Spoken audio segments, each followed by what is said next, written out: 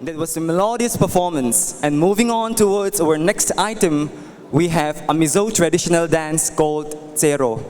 Cheraw is one of the most well-known dances of Mizoram. It highlights the beauty and the grace of the dancers. Today's performance is a version called Buhza Ai Cheraw.